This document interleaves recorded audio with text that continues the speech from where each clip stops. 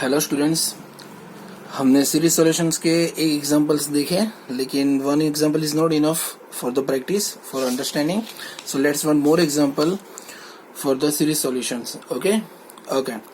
So example, find the series solution of x square plus 1 y double dash plus xy dash minus xy is equal to 0 near to the point of x is equal to 0. Okay, so जैसे हम लोग लेते हैं पहले y is equal to summation of m is equal to 0 to infinity c M x raise to m. यहाँ उन लोगों ने वेरिएबल n की जगह m यूज किया है, right? Okay, so give the equation number. This is our standard equations, right? This is equation number 1. Second one is y is equal to summation of m is equal to 0 to infinity cm x raised to m. Okay, so y का first differentiation करते हैं, तो y dash of x is equal to summation of m is equal to 0 to infinity m into cm x raised to m minus 1, right? तो हम लोगों ने first differentiation किया, तो x raised to m का क्या हुआ? m into x raised to m minus 1. It is an standard equation form of the differentiation, right? Okay, so m is equal to 0 not possible, because full equation क्या हो जाता है? 0. सो हम लोग क्या कहते हैं, 1 पॉइंट आगे बढ़ते हैं, तो m is equal to 1 to infinity ले लिया, m into c M x raise to m minus 1. So this is the first form. Second this, and last हमें अपने इक्वेशंस में y डबल डैश भी चाहिए, right? So y double dash is equal to summation of m is equal to 0 to infinity m into m minus 1, second time differentiation of this equation, right? C M x raise to m minus 2. Okay, so again अगर m is equal to 0 ले लूं, तो ये पूरा equation क्या हो जाएगा? 0. सो दो स्टेप्स मैंने आगे बढ़ा लिया summation. So summation of m is equal to 2 to infinity m into m minus 1 C M x raise to m minus 2, right? अब ये इक्वेशंस y डैश और y double dash, all three equations we substitute in the equation number 1.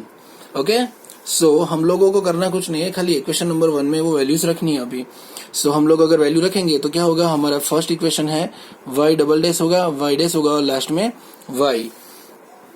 तो according to that equations x square plus 1, right? Summation of m is equal to 2 to infinity m into m minus 1 C M x raise to m minus 2 plus x into summation of m is equal to 1 to infinity m into c M x raise to m minus 1 minus x summation of m is equal to 0 to infinity cm x raised to m is equal to 0.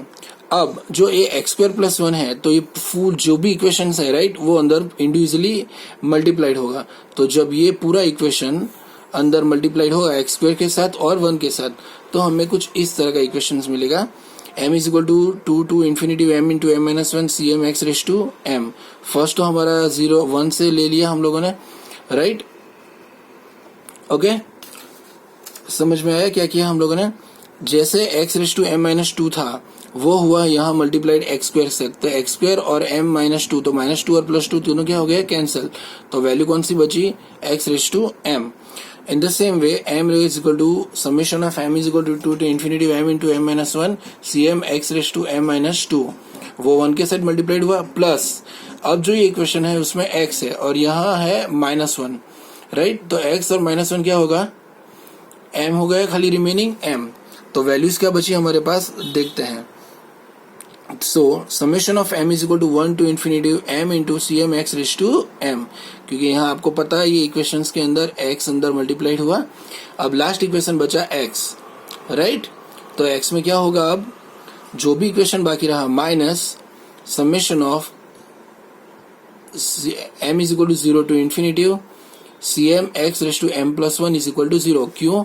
Because यहाँ x की power 1 है और यहाँ m is single है, तो total क्या हुआ? 2x मिले तो क्या हुआ? x रेज टू पावर में m प्लस 1, राइट?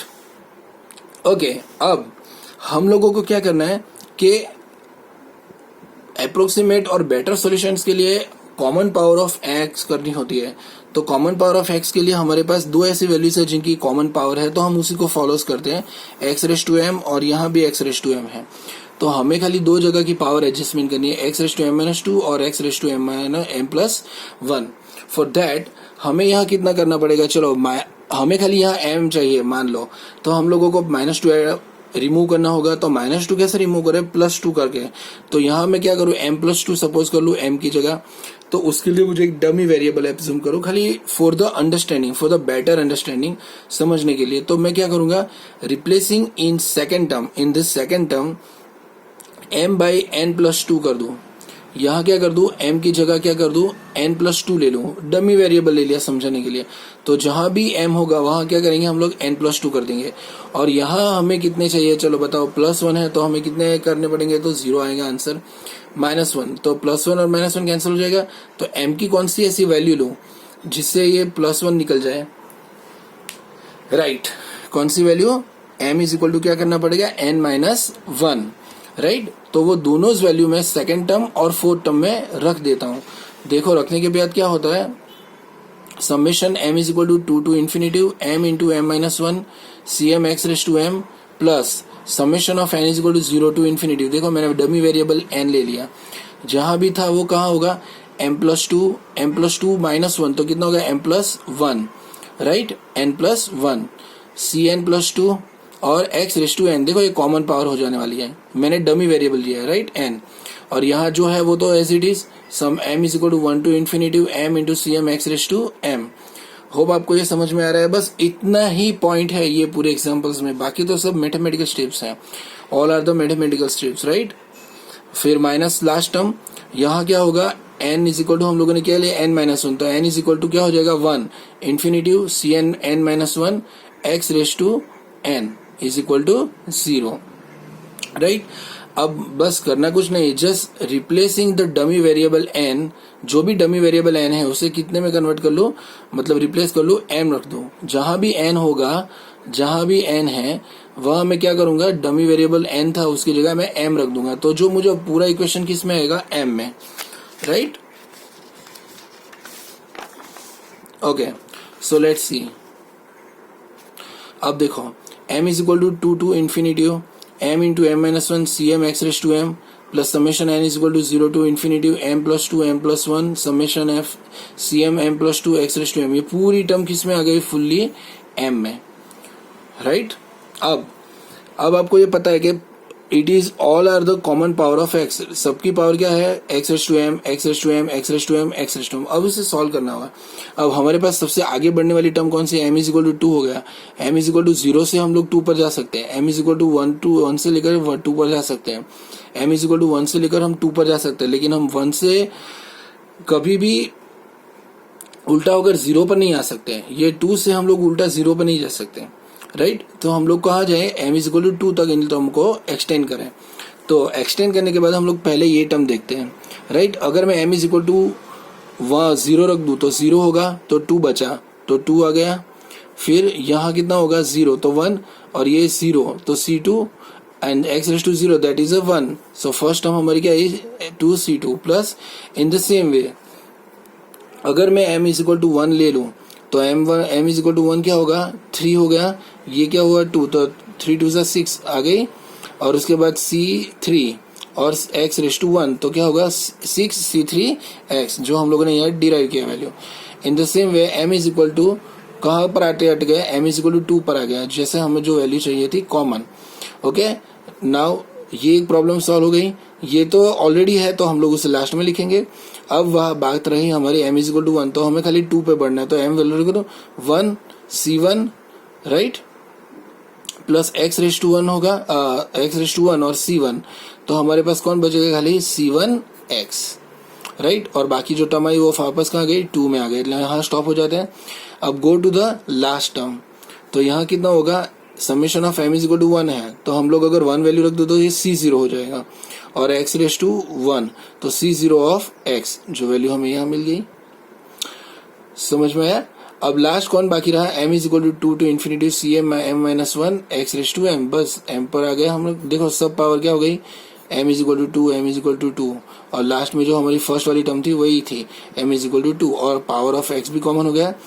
अब हम लोग कांस्टेंट वाली टर्म अलग कर लेते हैं, x वाली टर्म अलग कर लेते हैं, और कांस्टेंट्स जो भी है c1 जो आर्बिट्ररी कांस्टेंट है उनकी वैल्यू डिराइव करते हैं। तो क्या होगा 2c2, वो तो कांस्टेंट है, उसका कोई कोफिशिएंट नहीं है, वो किसी का भी कोफिशिएंट नहीं है, तो 2c2 इज इक्वल टू क्या हो गया 0, क्योंकि ये जो पूरी टर्म है, ये पूरी जो टर्म है हम कंपेयर करेंगे सामने वाली टर्म के साथ, राइट। तो सामने वाली टर्म के साथ अगर कंपेयर करें तो 2c2 तो कांस्टेंट है, उसके सामने तो 0 ही आएगा, तो 2c2 इज इक्वल टू 0, तो c2 इज इक्वल टू 0। ये हमारी फर्स्ट c2 की वैल्यू आ गई। लेट्स सी, यहाँ देखो ये x है, x है, x, सो ये full term is in totally coefficient of x, right. तो हम लोग क्या करते हैं, x के सामने भी कोई टर्म नहीं है तो इसका भी इक्वल टू 0 होगा, तो 6c3 plus c1 minus c0 is equal to 0। तो हम लोगों को c3, क्योंकि c2 तो ऑलरेडी आ गया, तब नेक्स्ट टर्म तो c3 ही होगी, तो c3 is equal to 1/6 c0 minus c1, ये हम लोगों ने c3 की वैल्यू भी ले ली। अब बाकी रही हमारी कॉमन पावर, मतलब कॉमन टर्म जिसमें समेशन आता है, वो पूरी टर्म को हम लोग साथ कर लेते हैं और समेशन को निकाल लेते हैं, और जो पावर है x⁻m और जो बाकी रिमेनिंग टर्म है उसे हम लोग कंपेयर करते हैं 0, मतलब जो सामने वाली टर्म होगी वो तो 0 ही है। तो let's see, m into m minus 1 cm plus m plus 2 m plus 1 cm plus 2 plus m cm minus c minus cm minus 1 is equal to 0। यहाँ भी हम लोग मैक्सिमम टर्म रखेंगे। हम लोग ने क्या किया, cm प्लस 2 को ले लिया, तो पहले हमारी कौन सी टर्म चली गई, वहां हमारी पहली कौन सी टर्म चली गई, m इंटू ओके, हमारी पहली कौन सी टर्म चली गई वहां, m into m minus 1 cm, और उसके बाद गई m into cm minus cm minus 1, वो पूरी टर्म गई, और ये जो मल्टीप्लीकेशन में है ये वो कहाँ चली गई, डिनोमिनेटर में। अब ये पूरी जो टर्म है हम उसका क्या करेंगे, simplify, we make it simplify, made it simplify, right. So cm plus 2 is equal to, हमें after the simplification of m square minus m, तो minus m plus m cancel out हो जाएंगे, तो m स्क्वायर रहा, और ये जो cm है वो अंडर मल्टीप्लाइड हो गया, तो cm minus 1 minus m square into cm अपन m plus 2 into m minus 1। और इस ऐसी टाइप्स के रिलेशन को हम लोग रिकरेंस रिलेशन तरीके से भी जान सकते हैं। We called this types of equation also the recurrence relation. अब करना कुछ नहीं, हमारी टर्म जो चालू होती है m इज इक्वल टू 2 से, राइट, वो m इज इक्वल टू 2 की वैल्यू हम लोग वहां हर जगह, ये जो डिराइव हुआ इक्वेशन है उसमें हम लोग m की वैल्यू रखते जाएंगे। m इज इक्वल टू 2, तो c4 की वैल्यू मिलेगी, क्योंकि c3 की वैल्यू भी आ गई, c2 की भी आ गई, और c1 तो खुद कांस्टेंट हो गया। तो अब देखते हैं m इज इक्वल टू 2 की वैल्यू हम लोग कहाँ रखेंगे, जो इक्वेशन हम लोगों ने ये वाला जो डिराइव किया वो मैं आपको दिखा देता हूँ। ये इक्वेशंस के अंदर हम लोग क्या करेंगे, m की वैल्यू रखेंगे, राइट। तो m की वैल्यू रखी 2, राइट, स्टार्टिंग हुआ हमारा 2 से, तो c1 minus c4 to 4c2 upon 12। अगर इसको सिंप्लीफाई करें, c2 की वैल्यू तो हमें पता है 0 है, तो वैल्यू रखी, तो c1 अपॉन 12, ये हमारी वैल्यू किसकी आई, c4 की। वैसे ही हम आगे बढ़ते जाएंगे, m इज इक्वल टू 3 के लिए करेंगे, तो m इज इक्वल टू 3 की वैल्यू जो हम लोग यहाँ रखे तो हमें वैल्यू मिलेगी c5, तो c2 माइनस 9c3 अपॉन 20, और c3 की वैल्यू तो आपको यहाँ से हम लोगों ने डिराइव कर थी, c3 की वैल्यू है 1/6 c0 माइनस c1, तो वही वैल्यू हम लोगों ने क्या करी,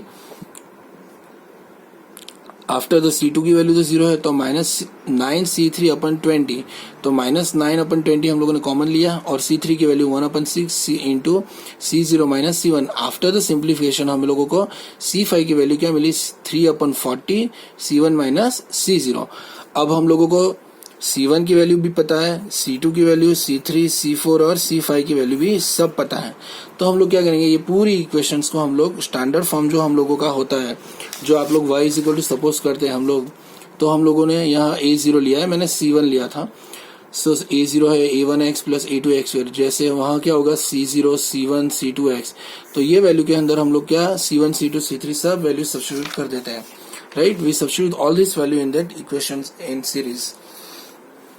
तो ये देखो यहाँ मैंने लिखा है substituting all the values c0 c1x c2x c3x square, तो c0 की वैल्यू पता है, नहीं पता, राइट, वो एज इट इज ही रहेगी। c1x प्लस c2 की वैल्यू पता थी 0, c3 की वैल्यू रखी, c4 की वैल्यू पता थी, c5 की वैल्यू पता थी, राइट। तो c0 ये वैल्यू पूरी निकल गई, तो अब जहां भी c0 है वो कॉमन, ये सब लोग अंदर मल्टीप्लाइड हो जाएंगे, और हम लोग c0 को कॉमन करके एक सीरीज बन जाएगी ये पूरी, राइट, और c0 कोएफिशिएंट निकल जाएगा। इन द सेम वे कौन बाकी रहे, मतलब insert all the term is in C0 and C1 only। समझ में आ रहा है? हम लोगों ने जितना भी कन्वर्ट किया है वो कितने किसमें किया है, C0 और C1 में कन्वर्ट किया, राइट। तो हम लोग क्या करेंगे अब C1, तो जो भी सीरीज है C1 के साथ जो भी मल्टीप्लीकेशन है 3/40 C1 minus C0 x raise to, तो C0 और C1 की दोनों की वैल्यू अलग कर ली और ये पूरी सीरीज हम लोगों को मिल गई। ये हुआ हमारा series solution, which is the required series solution of the given differential equation. हो आपको ये मैथमेटिकल स्टेप्स और ये एग्जाम्पल आसानी से समझ में आया होगा। आप और समझना चाहते हैं तो एक बार और मैंने जो फर्स्ट वाली वीडियो अपलोड की थी वैसे ही सेम टू सेम उसे स्टडी करें ध्यान से, कौन सी वैल्यू हम लोग कॉमन पावर ऑफ एक्स करते हैं, same to same second example को ऑब्जर्व करें रिपीट कर करके, आपको बहुत अच्छे से समझ आया। ये 7 मार्क का एग्जाम्पल था, राइट। होप आपको ये वीडियो पूरी समझ में आएगी। Thank you for watching my video.